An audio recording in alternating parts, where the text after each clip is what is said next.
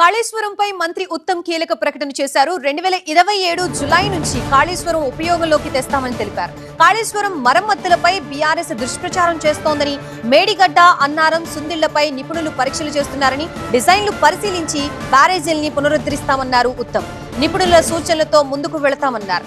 Kaleshwaram foundation తోనే అన్నారం, సుందిళ్ల కట్టారని నిపుణులు చెబుతున్నారు. బ్యారేజ్ లో నీళ్లు నిల్వ చేస్తే అవి కూడా కూలిపోతాయంటున్నారు. అందుకే కన్నెపల్లి నుంచి నీటిని ఎత్తిపోయడం లేదని వివరణ ఇచ్చారు మంత్రి. కన్నెపల్లి నుంచి నీటిని ఎత్తిపోస్తే అన్నారం, సుందిళ్లకి ప్రమాదమని నిపుణులు చెప్పారని గుర్తు చేశారు.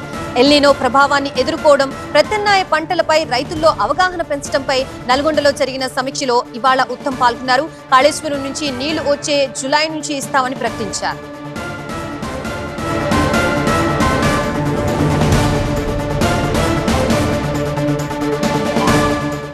కాళేశ్వరంపై మంత్రి ఉత్తమ్ కీలక ప్రకటన చేశారు. 2027 జులై నుంచి కాళేశ్వరం ఉపయోగంలోకి తెస్తామని తెలిపారు. కాళేశ్వరం మరమ్మతులపై బీఆర్ఎస్ దుష్ప్రచారం చేస్తోందని, మేడిగడ్డ, అన్నారం, సుందిళ్లపై నిపుణులు పరీక్షలు జరుగుతున్నాయని, డిజైన్లు పరిశీలించి బ్యారేజీల్ని పునరుద్ధరిస్తామన్నారు ఉత్తమ్.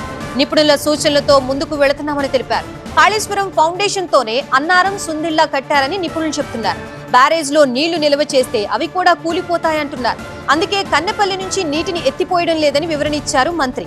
కన్నెపల్లి నుంచి నీటిని ఎత్తిపోస్తే అన్నారం, సుందిళ్లకి ప్రమాదమని నిపుణులు చెప్పారని గుర్తు చేశారు. ఎల్నినో ప్రభావాన్ని ఎదుర్కోవడం, ప్రత్యామ్నాయ పంటలపై రైతుల్లో అవగాహన పెంచడంపై నల్గొండలో జరిగిన సమీక్షలో ఇవాళ ఉత్తమ్ పాల్గొన్నారు. కాళేశ్వరం నుంచి నీళ్లు వచ్చే జులై నుంచి ఇస్తామని ప్రకటించారు.